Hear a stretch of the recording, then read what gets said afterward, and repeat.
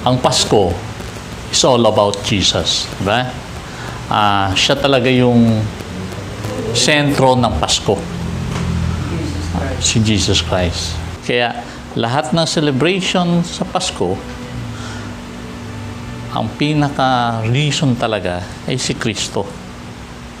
Buksan po natin ating Biblia sa Luke. Isang verse lang to. Luke 2 verse 7. Isinilang niya ang kanyang panganay na isang lalaki. Ibinalot niya sa lampin ang sanggol at ihiniga sa isang sabsaban sapagkat wala nang lugar para sa kanila sa bahay panuluyan. Si Maria at si Joseph ay naglakbay from Nazareth hanggang Bethlehem dahil sa pagpapatala. Bagamat buntis na, ika-siyam na buwan na ni Maria, kailangan. Kasi utos na kailangan may census. Diba? Kaya, naglakbay sila kahit malaki na yun dyan. At halos lahat ng tao pumunta. Kaya nung nandun sila sa Bethlehem, naghahanap na sila ng tutuluyan para mapagpahingahan. Bawat puntahan nila, walang bakante. Lahat puno na. Siguro punta na naman si Joseph at si Mary sa isa naman. Wala. May kwarto ba dyan? Wala. Diba? Ibig sabihin, wala silang natagpuang kwarto na para matuluyan ng tao. Meron na lang na isang innkeeper na nagbigay sa kanila na meron dito mga kulungan ng mga hayop. At doon, nanganak si Maria at ilinagay si Jesus, baby Jesus, sa sabsaban. Yun. Ang mga may panahon para sa mga businessman. Diba? Siguro nauna silang nagpunta ron. Bigyan mo kami ng kwarto, yung first class. Diba? Tapos, meron din para sa mga nagbabakasyon. Diba? Magbabakasyon kami buong pamilya. Meron ba kayong kwarto dyan malaki-laki, 10 anak namin? Patuloyin nyo kami. Diba? Ay hindi, mag-honeymoon yung isa lang. Meron po kaming kwarto rito para sa mag-honeymoon. Diba? Sa magpapasensus at yung ganon, at may kaya-kaya, meron po kami. Ito, kakilala namin yung kamag-anak nito. Meron din sila. Pero pagdating kay Joseph at kay Maria, wala. Isa mang sa mga dami nun siguro, di ba? Buong bayan ng Bethlehem. Hindi natin alam kung ilan ang doon, pero wala ni isa mang nagpatuloy sa kanya. Kahit na isang maliit na kwarto. At sa kalagayan ni Maria, malaki ang tiyan. Di ba? Ay, meron po kami. Dito, wag na lang, yung may reservation dito, buburahin na lang namin para sa inyo na lang. Kasi wala pa naman sila. Diba? Hindi natin alam kung bakit wala. And then, meron na lang isang nagkawang gawa na pinatuloy sila sa kulungan ng mga hayop. Diba? Para bang ang prioridad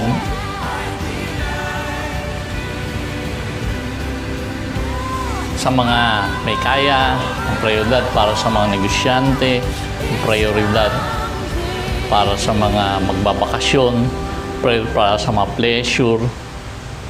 Pero para kay Jesus, wala.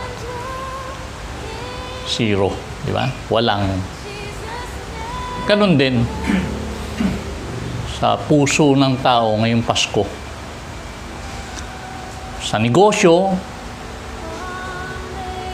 mga time yung iba panahon ng season ng Christmas, malakas ang negosyo. Prioridad, meron. Pagdating sa party, kasiyahan, meron. kaliwat kanan ang Christmas party. Di ba? Pero, para kay Jesus, Lord, saka na kami mananalangin pagtapos na Pasko. Parang ganun eh. Di ba? Sa puso ng tao, nakalimutan si Jesus na actually yun ang pinakadahilan ng Pasko. Di ba? Sa Christmas party, meron. Sa negosyo, meron.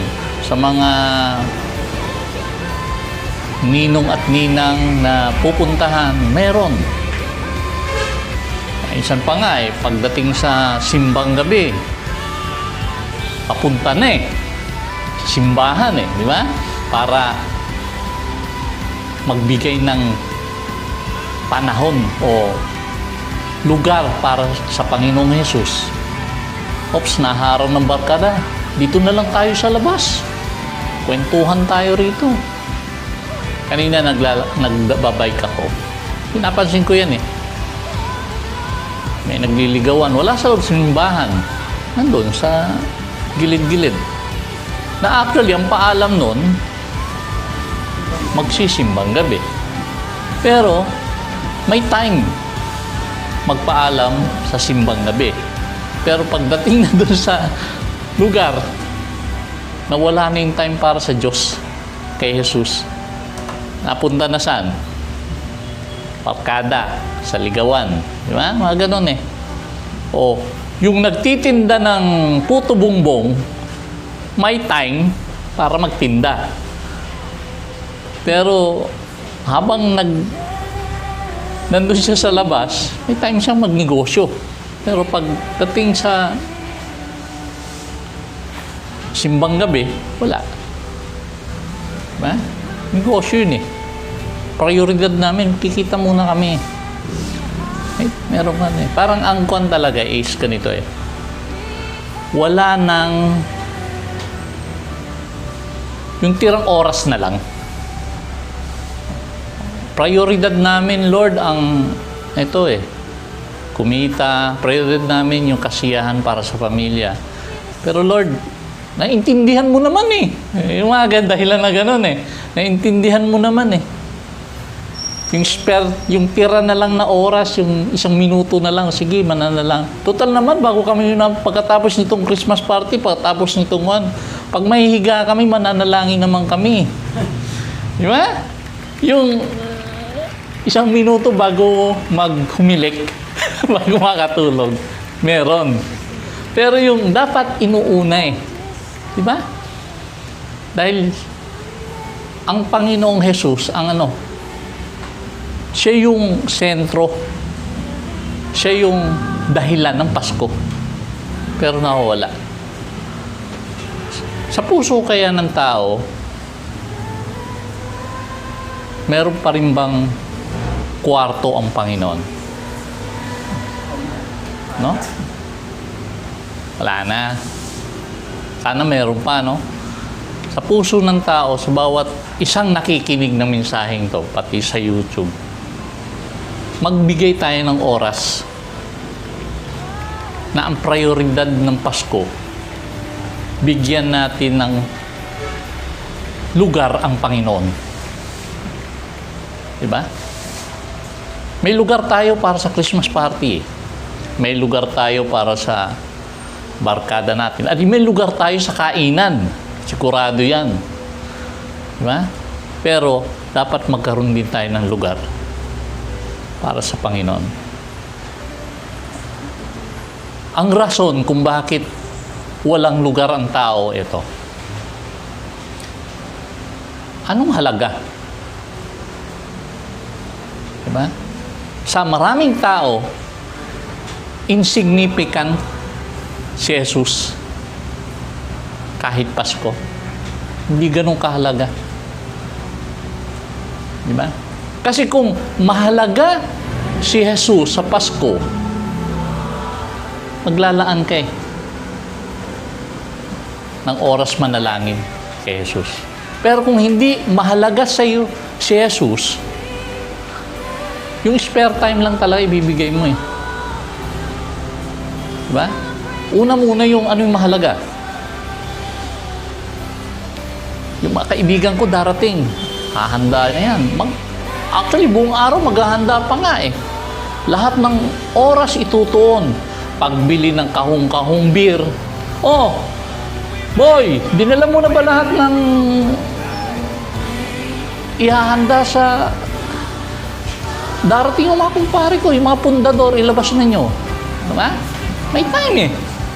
Oh, yung pagkain ba, lutong-luto na maayos, baka yung lechon, hilaw. May time eh. Na yung metikulosong ihanda yung lechon eh.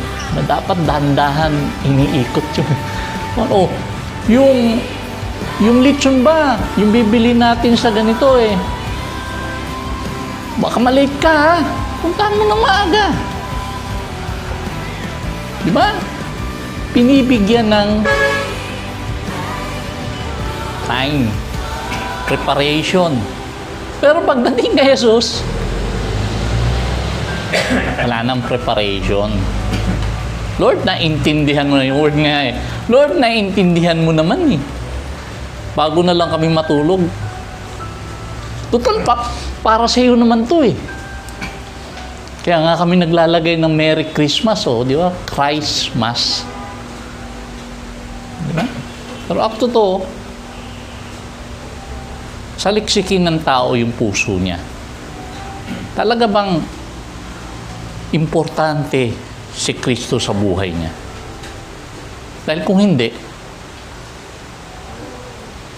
dahilan lang yun eh.